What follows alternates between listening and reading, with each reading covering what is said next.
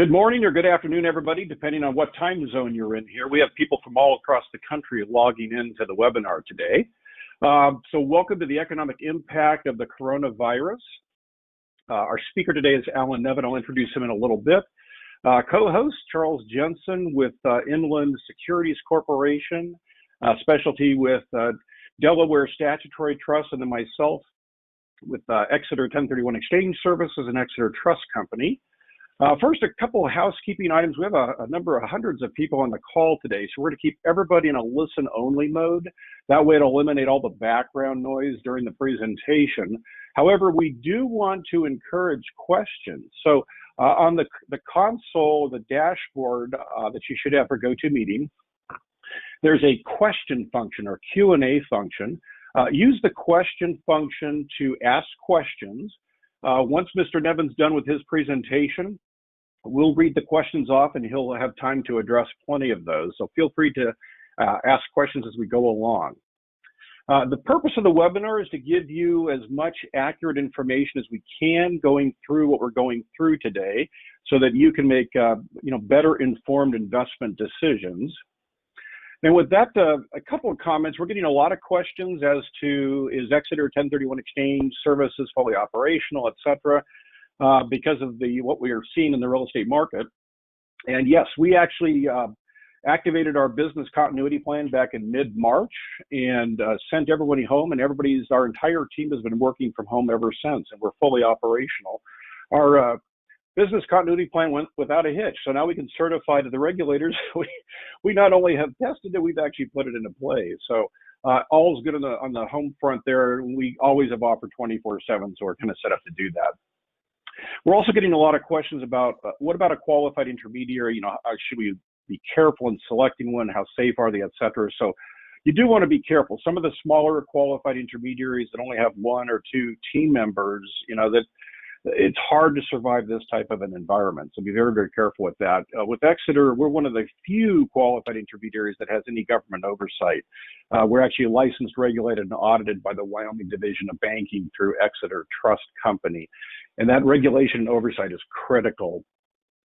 What I did want to focus on a little bit, and then I'll turn it over to Charles, is the extension of deadlines. So one of the issues we're having today, of course, in the 1031 exchange world is that we're in uncharted territory.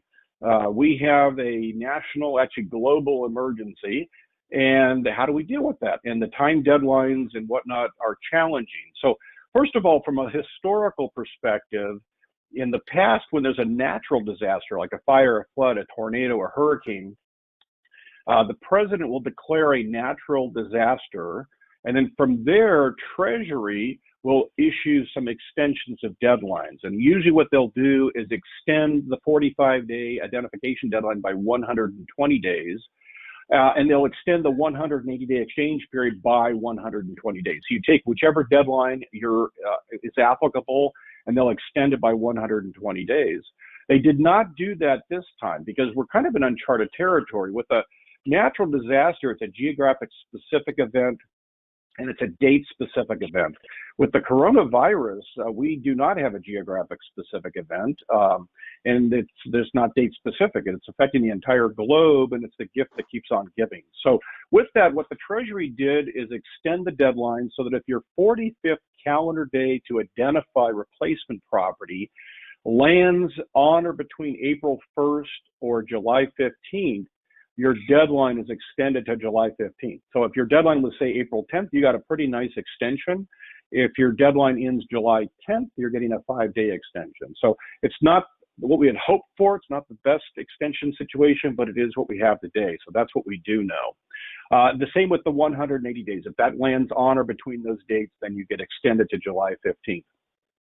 The IRS has said that they realize some of their guidance has been confusing, and they are going to issue some frequently asked questions specifically on the 1031 exchange deadlines, but we have not seen that yet. So at this point, that's what we know, and that's where we're at. So one of the things we want to cover quickly is, one way to address that 45-day issue is looking at the Delaware Statutory Trust. With the DST, it's very easy to identify, acquire, and actually close on the acquisition of a DST during that 45-day period. And we've seen an increased activity in DSTs because of the COVID-19, everything we're going through. So it's a great way to address that issue. And then the other question clients are having a lot of is, well, if I'm doing that, I don't have time or can't get out of my house because I'm under lockdown to go qualify for financing. And the financing is built into the DST, so you don't have to go through the underwriting process. And those are just two of many benefits. So with that, let me introduce CharlesAJensen. And Charles is the Senior VP with Inland Securities Corporation, one of our co-sponsors today, or co-hosts. And I'll turn it over to Charles at that point. Thank you so much, Bill. My name is CharlesAJensen, Senior VP with Inland Securities Corporation. I think, Bill, we're getting a little bit of feedback there. Yeah, there's a little static. Yeah, that's right.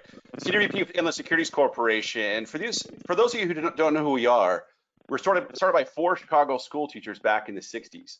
These 4 teachers met in teaching school, and they realized they were not going to make a lot of money. What they decided to do was to teach together to supplement their income by buying real estate. So they bought their first property. It was a $4,000 piece of land, and then invested that money. Built a 4-unit apartment building, ended up doubling their money. Now think about this. This is the 1960s. There's no cell phones. There's no Instagram, no Facebook. Best way to keep in touch was to use the faculty lounge phone and to call realtors. They started calling realtors, and one deal turned into 2. They got bigger and bigger and bigger. They stopped teaching school in 1968, incorporated.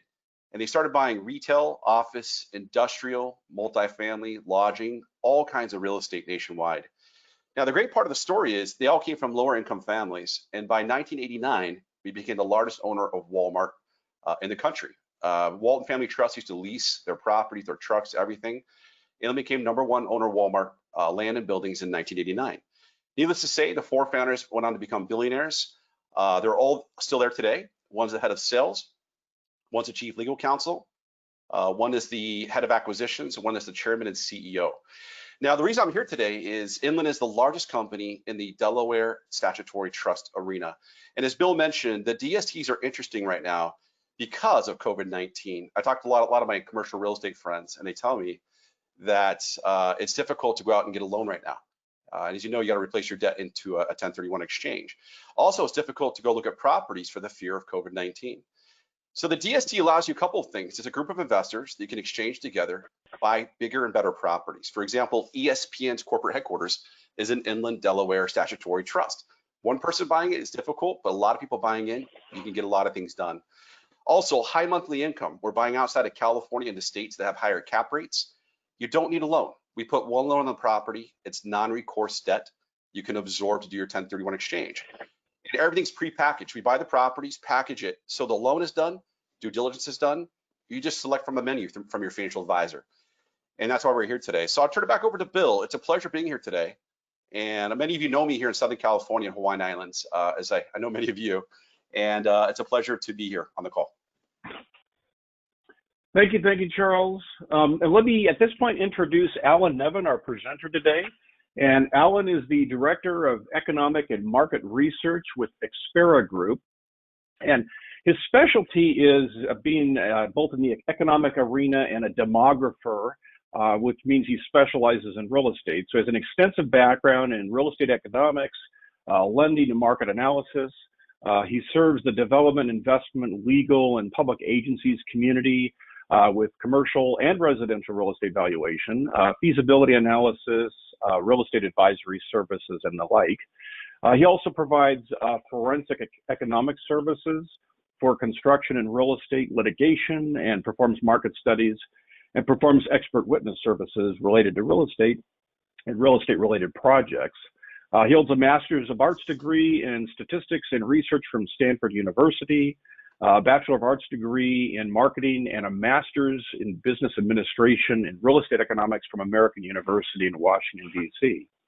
In 2016, Mr. Nevin published his landmark book, The Great Divide, The True Story of America Tomorrow. A great read. If you haven't read that already, I highly recommend grabbing that book.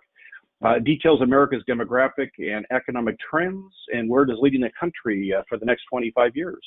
So with that, I will turn it over to Alan Nevin. Alan Nevin, welcome. Thank you.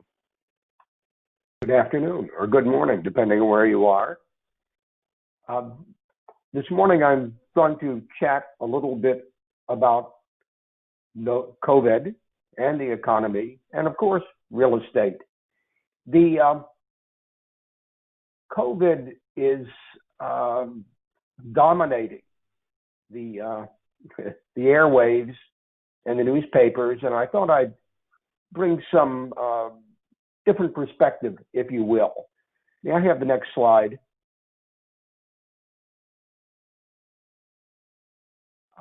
This is actually from Mexico, where they've actually recognized that COVID does exist and is one of the several countries that are dramatically underreporting COVID, and I'll talk about that in a little bit. You want to go to the next one and the next one.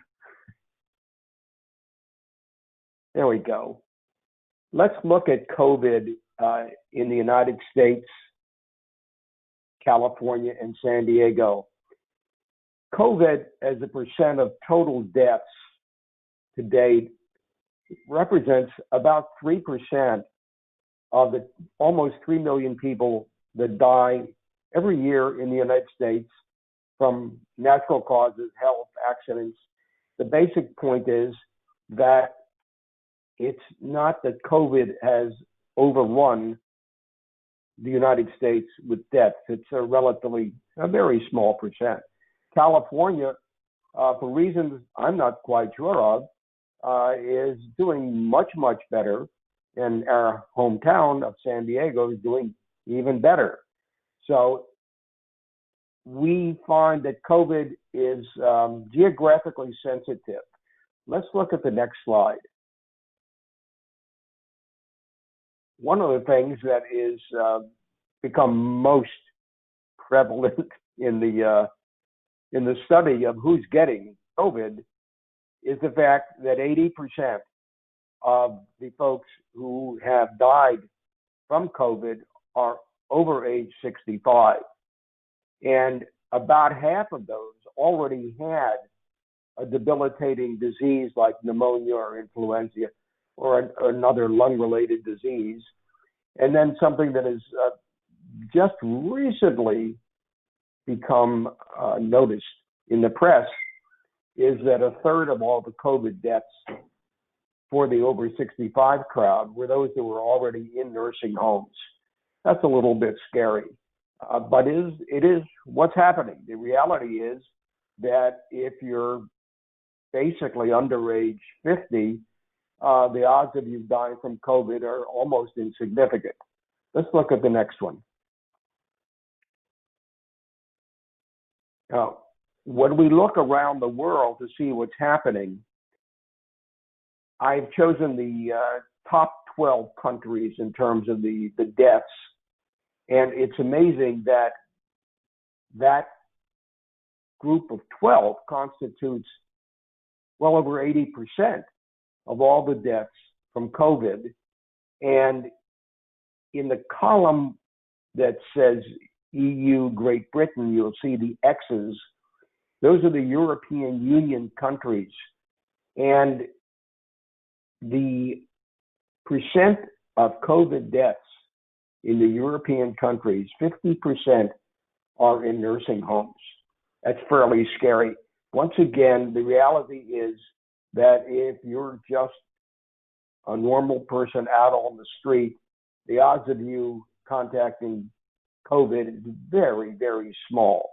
Now, on this table, by the way, we show the deaths per million population. And here in the U.S., we're at 270. The only problem is that we know that the numbers put out by China, Mexico, Spain are fairly bogus and wildly undercount. So nonetheless, the U.S. is just doing okay. Let's look at the next one. Now, in the United States, another interesting situation.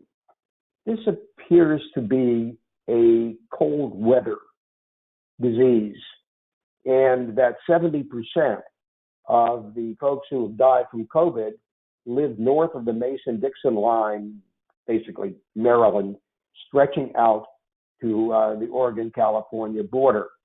When we look at just New York, which is an amazing tragedy, let me put this in a little more perspective.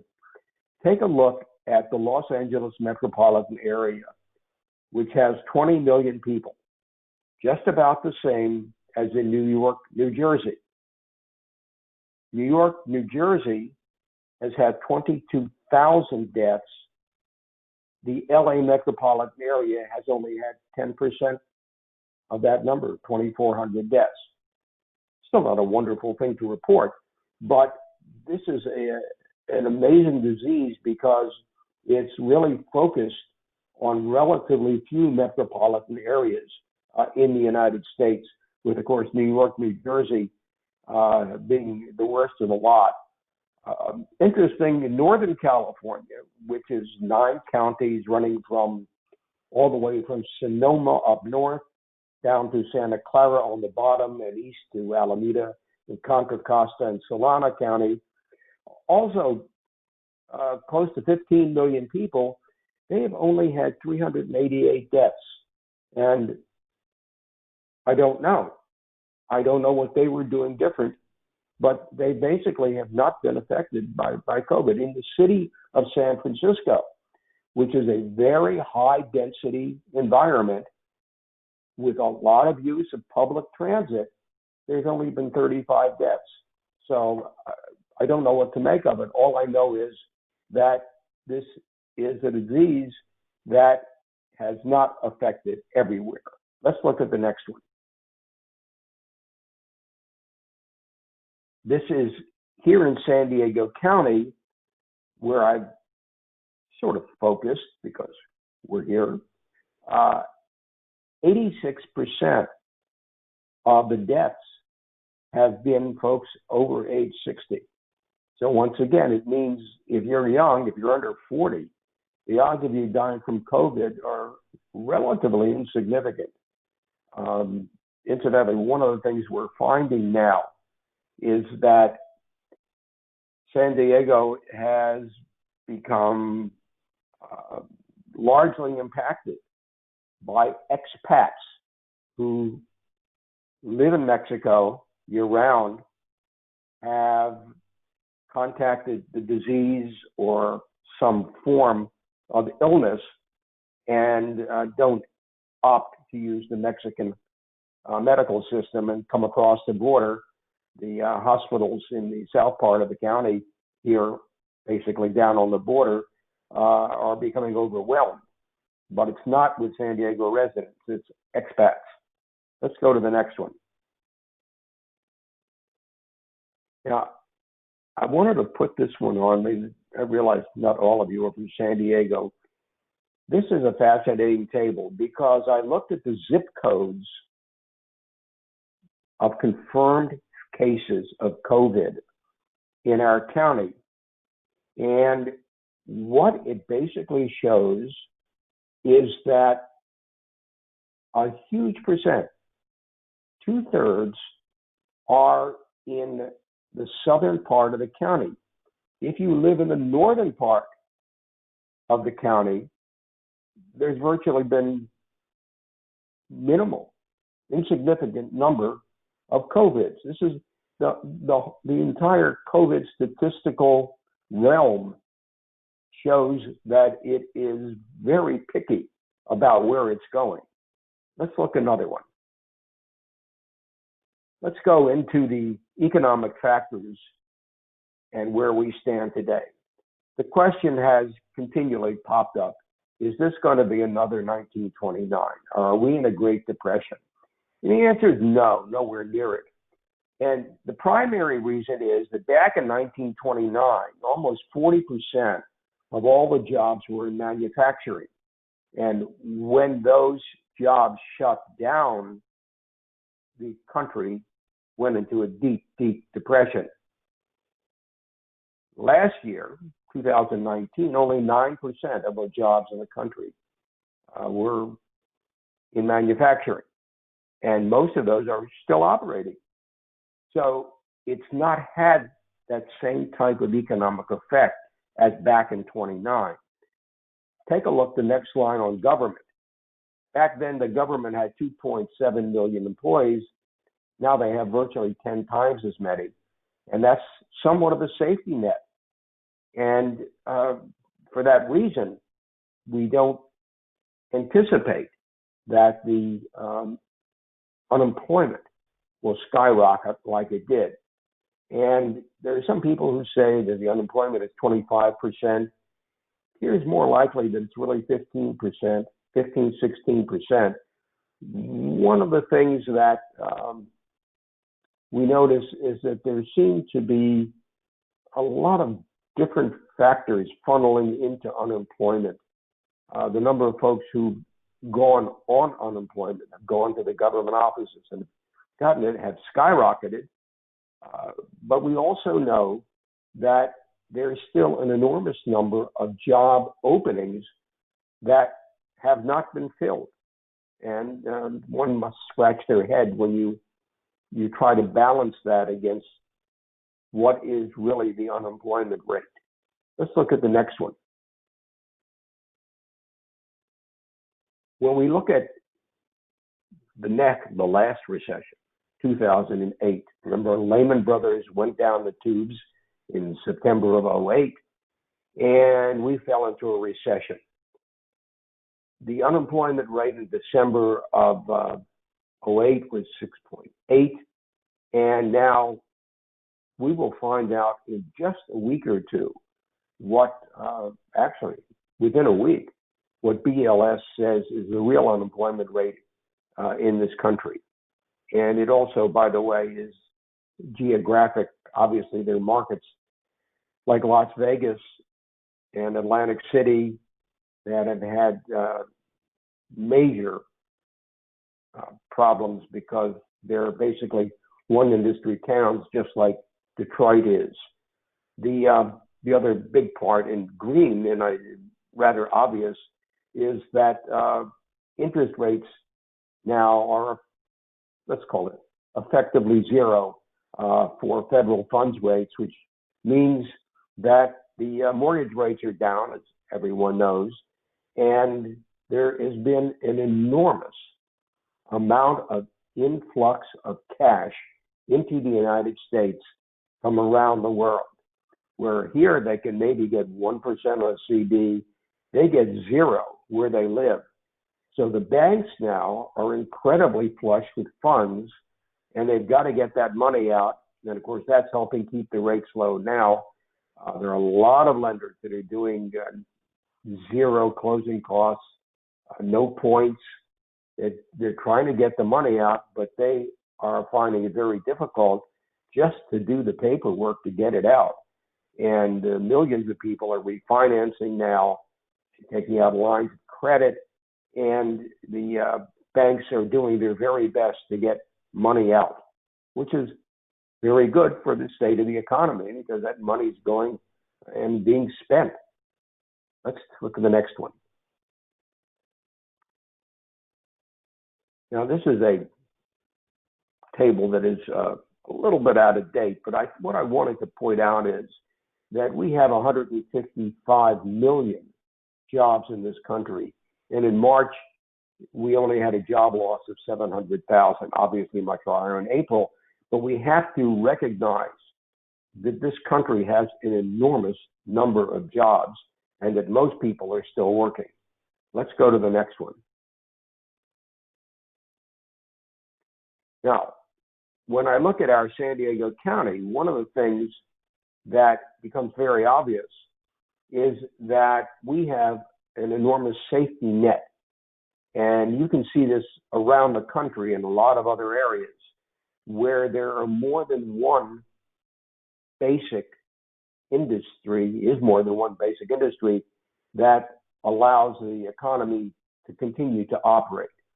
Yes, there are single industry towns like Detroit and Las Vegas and a few of the others, like in Orlando, which survives on Disney. The reality is that for most metropolitan areas, they have 2 or 3 or sometimes 4 basic economic drivers that keep the economy going, good times and bad. and most of them are still doing very well. By the way, one of the reasons I note this is I keep track of the number of folks who pay their rent on time around the country. And I will tell you, I find it somewhat amazing that it's, with the exception of Las Vegas, most of the country is paying their rent on time. And we're finding the occupancy rates are staying in the 90–95% range. And that's a very, very strong indicator that America is not falling apart. Let's look at the next one. And then go into the real estate business. And I want to talk about the sales of real estate. Typically, in the United States, we build about 1.3 million new housing units a year. About 800,000 of them are single family. We are seeing a drop, but not a huge drop. About once a month, I get on a conference call with 25 home builders around the country. And there are a lot of them that don't even know that COVID is having an impact. When we look at Florida and Texas and the Carolinas, they're doing just fine. One of the reasons is that as opposed to the last recession, we have an incredibly low inventory of completed unsold homes, where you don't go out and you see a subdivision with 50 or 60 unsold homes. Is not happening this time.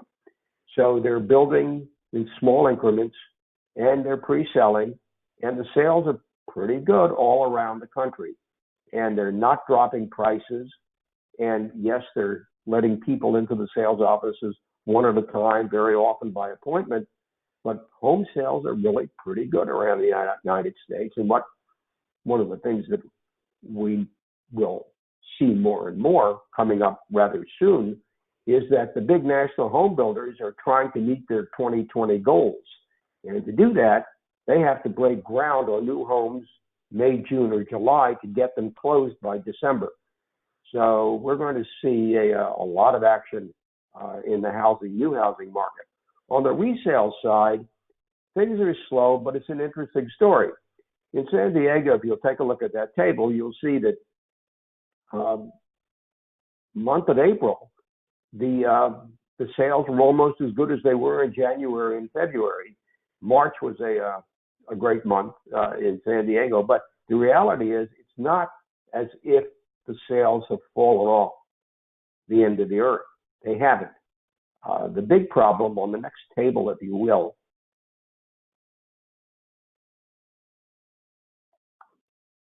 I did want to mention this.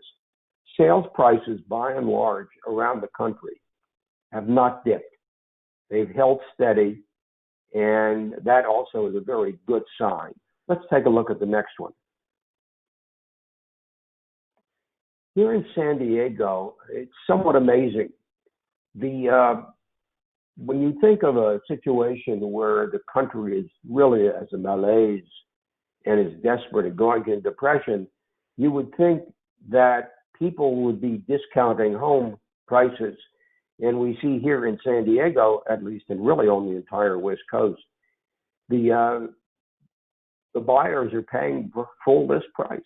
They're not getting discounts. The big problem tends to be, and this is entirely on the West Coast and in many other of the strong markets, is that homes are selling very, very quickly because the inventory is negligible. You know, in most normal markets, you have a 6-month supply of homes on the active market. Here, for instance, in San Diego, we're down to under a 2-month supply on detached, 1.6 months, attached 1.9. It's very difficult. You don't find listings. And when they come on, they get grabbed up at their listing price. The problem with the paucity of listings is that, and I'm not blaming them, but sellers don't want people traipsing through their house, and they don't want the caravans of realtors coming through. So they're not listing their homes. They're going to, as soon as things ease up a little bit, and you're going to see a rather remarkable recovery. We're also, by the way, seeing that the home sales that are taking place are in all price ranges, even the very high-end ones, which is nice to know. Let's look at the next. Now, let's talk about the recovery. Let's go to the next slide. Now, we're not down with these kind of gas prices yet, but I will tell you that gas purchases have accelerated in the last 2 to 3 months, which is an instant indicator that people are going out of their homes and they're driving somewhere. And that is a very positive news. And of course, we in California pay extremely high prices for gas. We pay about $1, $1.50 more a gallon than in Texas and in most other places. But we still drive out here. We have over 2 million cars on the road. We sell over 2 million new cars a year, California. Incidentally, for each of the last 6 years, we have sold in the United States 17 million new cars, and which is remarkable. We've never had a period like that before. And this year, of course, we've had a slowdown for a number of reasons. Not only COVID, but the reality is that the car plants around the world have been shut down. Now that they're opening, and we'll be looking to our major suppliers of Germany and Korea, and Japan, and we'll start seeing a flow of new cars coming in, and Americans want to buy them. Let's go to the next one. Now, the question is, will it be a V or a U? A U is one where we're going to drag out along the bottom before turning up. I think not. I think it's going to be a lot closer to a V, and I think it'll start really during June, and I think that by third quarter, we're really going to be back in business. Let's look at the next slide and take a look why. First of all, the natives are restless. Americans love to spend money, and they're very unhappy not spending. Now, I will also tell you that most of the unemployment, unfortunately, is by hourly workers and those who desperately need the jobs that'll be supplied when we come back to work, and we will be coming back rather quickly. Major home builders, as I mentioned, will be working very diligently to get those sales out and get those closings. Realtors will be overwhelmed with folks who want to buy. They already are. You talk to any realtor in a growth market, and they will tell you they've got people lined up, ready to buy. Car dealers obviously are making great deals now. What a marvelous time to buy your SUV. You're seeing dealers saying no payments for 6 months, 0 interest rates.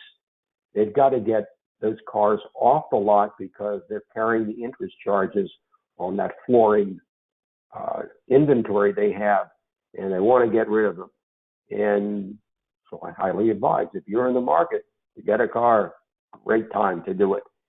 And I will tell you that when the jobs come back in retailing and restaurants and bars, it is not going to be coming back at a slow pace.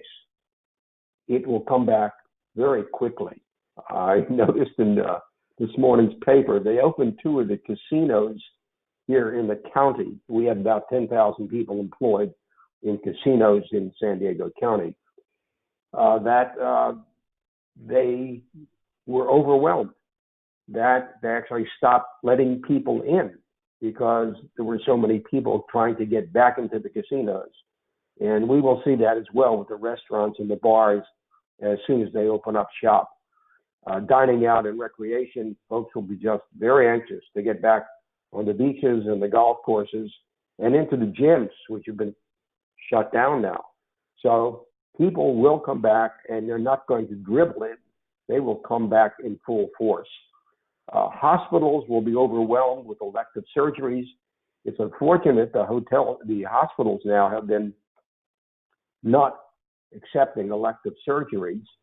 They've been concentrating on COVID, and what we find, for the most part, in most metropolitan areas, is that the surge of COVID hospitalization hasn't really come off like they thought it was. And in California, the hospitals are not overwhelmed. Yes, New Jersey and New York are overwhelmed, but most places are just not overwhelmed. And then lastly, I think divorce attorneys and psychiatrists will be overwhelmed with business, because you can't be locked into a house for 2 or 3 months, especially with little kids, without going nuts. So I think we're on our way back to recovery, and that the second half of the year is going to be very good here in the United States. That's my story, and I'm sticking to it. Bill? Terrific. Thank you so much. And now it's time for questions. So if you want to post questions in the question box, so we can have Alan address those. The first question is, would you please discuss the effects of the issue on Class A multifamily property? They're in the best shape of them all, because the people who occupy those properties still have their jobs, and lease, on new ones that are just recently opened, leasing is obviously very slow, but it will pick up. So Class A apartments are in very, very good shape.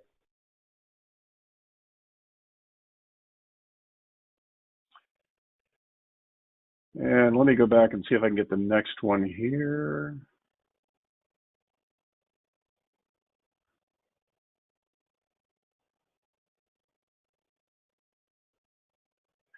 Next question is kind of along the V-shape recovery too. They're just asking for clarification. Do you really think it'll be a V-shape or more of a, not quite a U-shape, but somewhere in the middle? I guess the answer is closer to a V than a U, but obviously it's not going to be wake up one morning and everything's fine. It takes time. Next question is, what type of commercial real estate investment do you think is better at this point in time? I still like apartments. I just find them, I've been in the apartment business for 40 years now, in both as an investor, as a developer, and I find that it tends to be the most stable investment type. Retail, obviously, there are going to be problems, particularly in the regional shopping centers. The centers that are neighborhood centers that have grocery stores and drugstores, they're going to do just fine. And the little strip centers will do just fine as mom and pops come back into business, and they do. So that part's good. Office is interesting because things are going to change. You're going to see that more and more people will be working at home, and it's not as if the office buildings will be emptied out. It's just the demand for space will not accelerate as it has been in the past. And Billy, you might put my 2 cents in there on that too. Sure, absolutely. Alan, to add on what you're saying too, from a DST perspective at Inland, yeah, we're seeing the highest risk areas have been hotels, obviously, with travel down, occupancies around 5 to 20% in the hotel. Office space as well as retail. A lot of retailers are asking for rent concessions or things like that. So those are the areas that at Inland we're staying away from a little bit. But the areas that we're seeing a lot of promise are storage. For example, storage facilities. Think about all the students across the nation that were forced to move out of their dorm. My nephew's been staying with me. He goes to the University of Arizona, and he had to put his stuff into storage to come out to Santa Monica to shelter in place with me. And you also think about all the people that are hoarding that toilet paper and the food and things are going off the shelves. There's a lot of stuff going into storage. We don't know what they put in storage. Heck, people even live in their storage, but we think storage will do very well. Also, the rents are pretty cheap in storage. And apartments, we think apartments will look pretty good, as well as some areas of medical at some point. But with apartments, as Alan was saying, the Class A's look good because you have people that can afford the rents. The COVID issues have affected a lot more of the blue collar workers living the B's and the C's than they have the A's. So during the last recession, the two top performing areas were storage and apartments. If you had to get out of your big mortgage payment or house, you went to an apartment and your stuff went into storage. And I'm going to kind of combine a couple of questions here. So there's a number of questions about thoughts on commercial real estate, thoughts on office, thoughts on retail. So kind of combine all those into commercial real estate, office, and retail. Well, I'll take a crack at that. Obviously, the leisure hospitality industry has suffered greatly. There are two parts to that industry. One is the standard tourism. The second is the convention part. The convention is going to be the major sufferer because once you decide not to have your convention in February or March or April, you just don't reset it for the next month. You go out maybe 6 months or 7 months. So the convention centers are definitely going to be hurting. Regular tourism bounces back very quickly, and the hotels will do okay. The convention-oriented hotels will suffer more.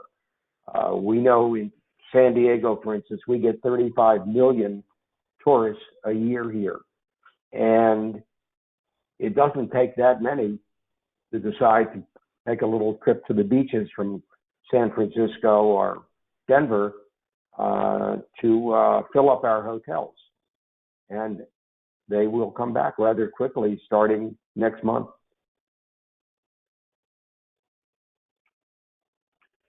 Let's see, next question is, what should I do with cash today?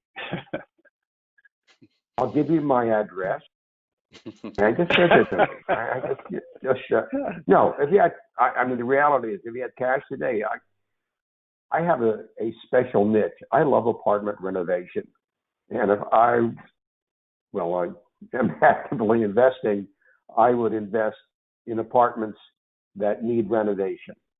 And the apartment industry, the apartments in America generally are old, maybe 40, 50 years old on average. And the people want nice apartments. And yet there's just a lot of C's. They're just crying to be B's and could stand an investment of $30,000 to $50,000 a unit. And that's where I'd be putting my money today. Let's see, next question is, this one's San Diego specific. My broker says there is almost no movement at the $1 million and over price point for investment properties. When do you believe investors will begin buying again? I am not aware that they weren't. I'm seeing a lot of closings, a lot of 1031s. Obviously, you can address that, Bill. But I don't see any slowdown in investment. Yeah, we certainly thought 1031 exchanges would drop off a lot more than they have, and they haven't. So that's a good sign. They just didn't drop off like we thought they would. Next question is kind of a clarification on the to-be-received IRS FAQs regarding the 1031 exchange deadlines, et cetera. And will we, or do we expect them within the next month? We actually, the IRS came out about 3.5 weeks ago and said they were going to give us frequently asked questions to help clarify the 1031 exchange deadlines. And we expected them relatively quickly because the deadlines we're right in the middle of that period and the deadlines are critical. And we haven't received anything yet. So I don't know if we'll get it the next month or not. I would hope so because there's a lot of confusion out there. But the fact that they haven't issued them yet is interesting. The other issue is that Because they said they would issue frequently asked questions, we don't expect any kind of an adjustment to the April 1st starting date. Otherwise, they would come out with a notice. But it's possible as we get closer to the July 15th extended deadline, they may decide to extend that additional time period. So if you're in the middle of a 1031 exchange, or perhaps maybe you've missed your deadline, or even coming up, you're going to miss your extended deadline, I wouldn't pull your funds out yet. I would hold tight, keep the money in the 1031 exchange account, because we may get additional extensions, we may not. If you pull your funds out, they will be taxable, and there's no way to put them back in. If you leave it in, you know the opportunity cost is you're losing interest, but you still have the opportunity to defer the taxes. Next question is, let's see, I appreciate the data, thank you. I think the case numbers are wholly based on mitigation in place. As the country begins to open up and people begin to come out, the number of cases will naturally go up. The question is how much or to what degree? I have no idea. Because you have your crystal ball there? No, I don't. One of the things that become very obvious is that as you increase the testing by exponential amounts, you're going to find out that more people have symptoms that relate to COVID. So it's an interesting set of statistics. Next question is, comment on the impact on rental owners when tenants have option not to pay rents. Current California bills to reduce rents 25. Yes, I am well aware of that. The reality is that, first of all, people don't really want to move. They're in their apartments. For them not to pay rent is a very difficult decision for them. And the reality is that I don't think that bill, if it does pass, will have much of an impact. When you're in a West Coast market and the occupancy rates are 95%, it's not as if you move out of somewhere and disappear. You've got to be in an apartment somewhere. And the reality is that the percent who have opted not to pay their rent is very, very small.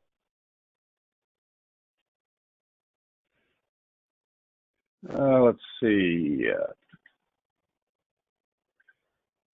There's a couple that are I'm not sure what the questions are there. Last one is, can you comment on real estate as lagging indicator in many cases with the amount of stimulus being provided, mortgage forbearance, rent moratoriums, and the like, and unemployment, it will take time to trickle down the real estate market.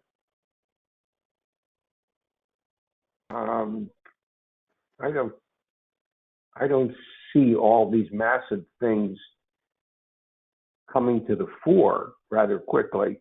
In other words, I just don't think that the plans that the feds may put into place will be utilized that much. Obviously, folks will take all the money they can get from the feds for free, but a lot of the plans are very ambitious, and by the time they get into effect, they will no longer be needed.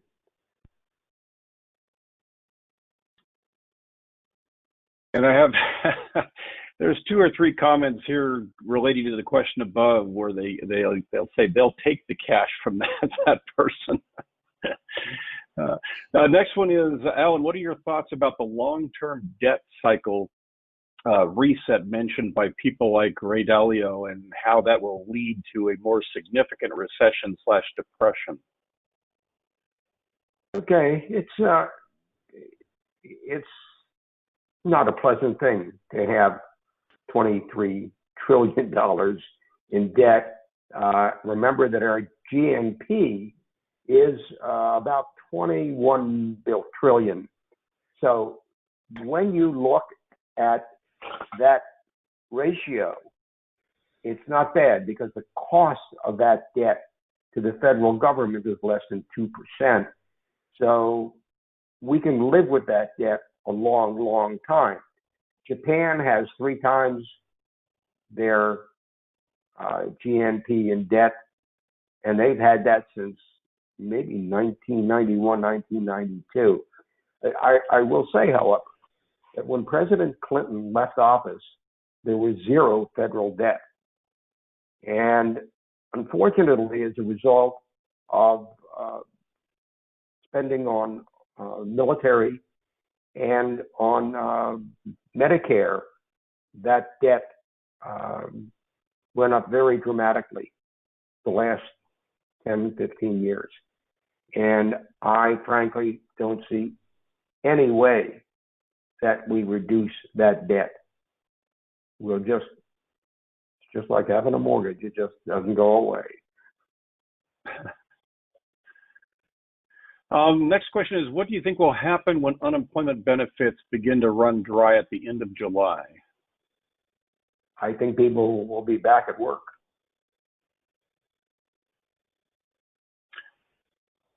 Let's see. There's a number of questions. Looks like we covered kind of.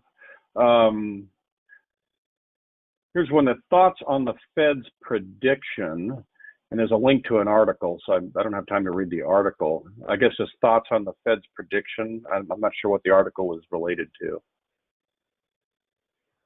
So let's pass on that, unless you have any general comments there. Another comment, Chuck S. will take the cash. So the person who asked the question, where should I put my cash? We have a lot of people volunteering to help you out.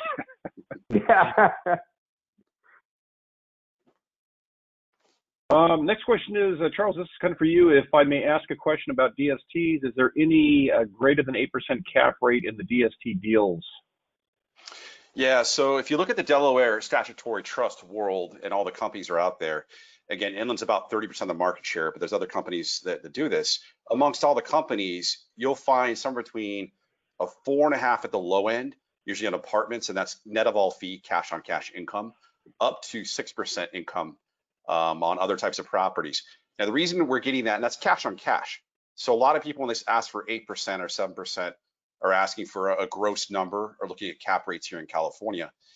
Bill, I don't know about you and Alan, the average cap rate I've seen in Southern California over the last few years has been around, what, 3.2 cash on cash, net of all fee income. Alan, would you agree on that?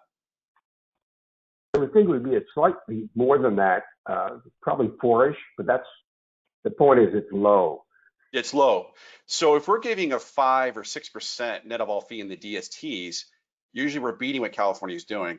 And also for the fact that there's a lot of people that want to get out of California, we seem to be under attack because every time the government wants to raise taxes, it's on the back of real estate a lot of times. We have that Prop 10 they tried to pass a couple of years ago.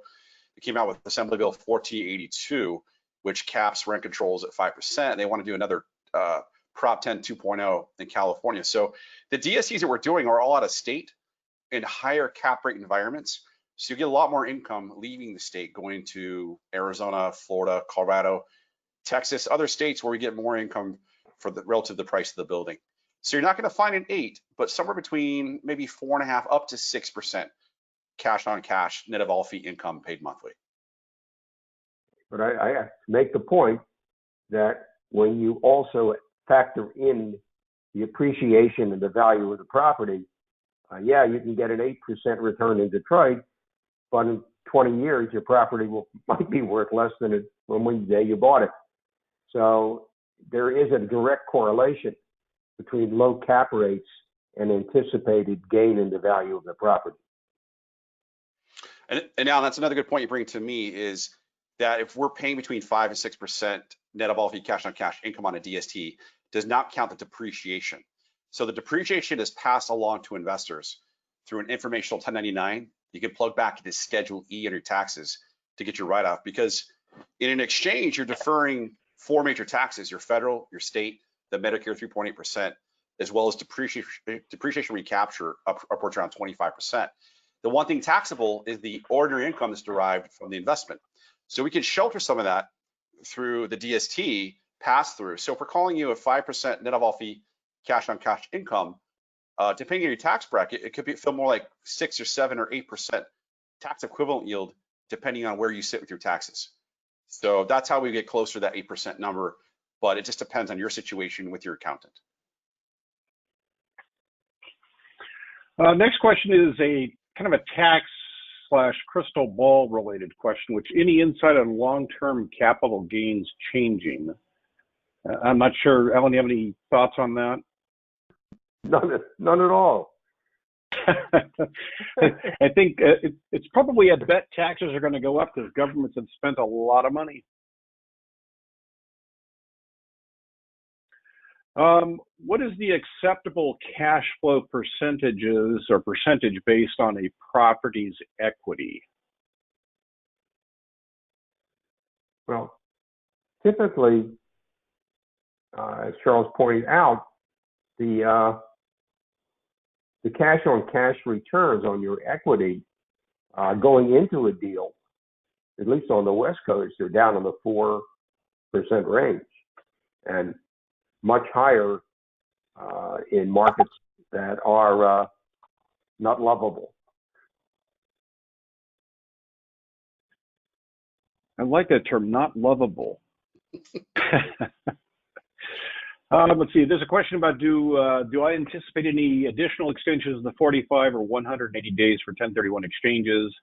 At this point, there's no rumblings. The deadlines have been extended to July 15th. We still haven't seen the frequently asked questions they have said they would come out with.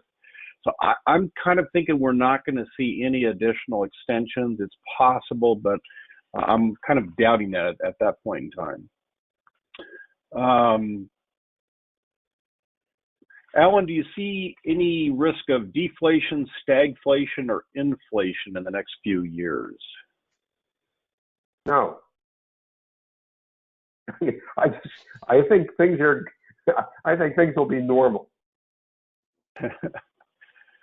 And we're running out of time, so I'm going to try to consolidate a couple of these here.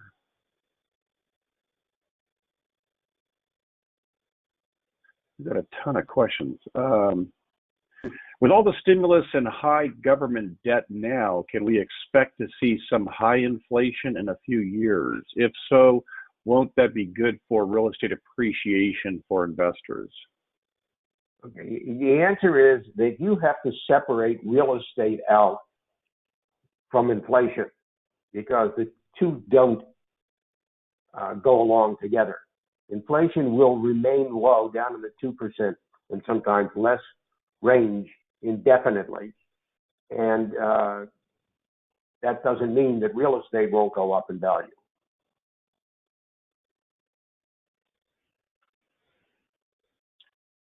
Let's see. Question is, should I refinance / cash out now for down payment to purchase investing house if housing market is favorable in upcoming months? But there's nothing wrong with that as long as you can afford to carry the loan that you refi. But it's, I think it's a decent idea. You also could, by the way, take your home and add a granny flat in the backyard. Provide yourself with some extra income. A couple of questions here that I'm going to combine for Charles. One is they're kind of somewhat related. What is the reason that you said DST is a good way in term of the debt replacement in the 1031 exchange? And the second is, what is a DST, or probably why is a DST a good option right now? So those are kind of related. Yeah, so the DST is a great option right now because, as Alan was mentioning, a lot of people aren't doing walkthroughs on homes. It's difficult to get out. They're afraid of the COVID, or maybe their realtor, their banker isn't working in their normal desk, or on the road. So what's happening, what a DST really is, Delaware Statutory Trust, it's part of the revenue code that was created in the year 2004-86 of the Internal Revenue Code. It allows for multiple investors to exchange into one investment. And this is usually upwards around up to 500 people. So imagine what you could buy with 500 people's money. You could buy bigger, better properties and sometimes portfolios. So what I'm getting at is Inland goes out, we buy the property in advance. We go out and put a loan on the property in advance. We do due diligence on property in advance. So what's happening is when you talk to your financial professional who offers a Delaware statutory trust, they can show you a menu of options from a number of companies. Again, I think Inland's the best. That's why we're here today. We're the largest market share, but we're not the only one.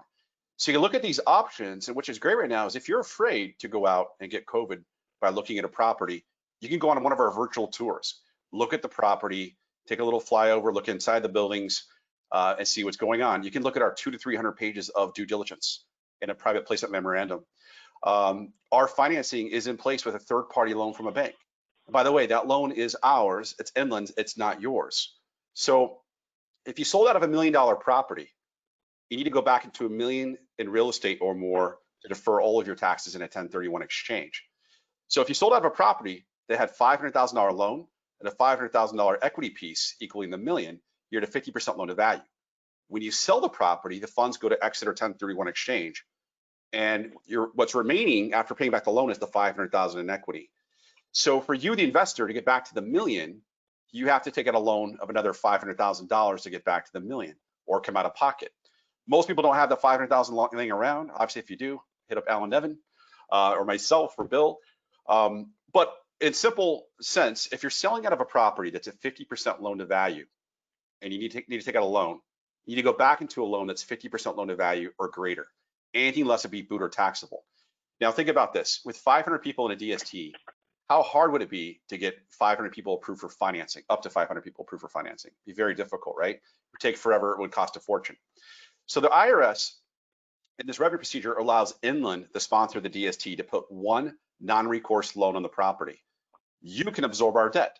So if you're coming out at 50% loan to value, you can go into a 50% loan to value DST where we have the financing in place already. You don't have to go through that. No credit check needed. But we have portfolios. Sometimes it's a portfolio medical field that's zero debt, all cash for people who don't have debt, don't want debt, don't need debt. We have apartment deals, usually around 50% loan to value. And again, you can absorb our debt. We have storage deals between 50 and 70. We've got high quality sale leaseback type properties like an Amazon or a ESPN headquarters or whatever it might be at the time at 70, 80% loan to value. What am I getting at? Is if you're coming out at 25% loan to value, you could put property number one into a zero debt medical deal, property number two into a 50% loan to value Inland apartment deal. Now you're averaging to 25%. So you can take the averages of using multiple DSTs to blend them together to get the loan to value you need. The debt's not yours, non-recourse to you, but you take care of your boot needs per IRS. But in addition, you get all the depreciation from the leverage because you're absorbing a beneficial interest in our trust. So that's the benefit there. And then we are past 11 o'clock, but let's have one more question here. With all the stimulus, do you feel or expect any kind of a devaluation of our currency? No, not at all. Perfect. And we still have a ton of questions, but we're running out of time. So let's go ahead and wrap it up at that point. Thank you, everyone, for joining us today. Thank you, Alan, for participating, being our presenter. And thank you, Charles, as my co-host. If you have any other questions, feel free to shoot them over to one of the three of us. We'd be happy to address those. So thank you so much, and stay safe out there. Thanks, Alan and Bill. Thank you, everyone. Thank you.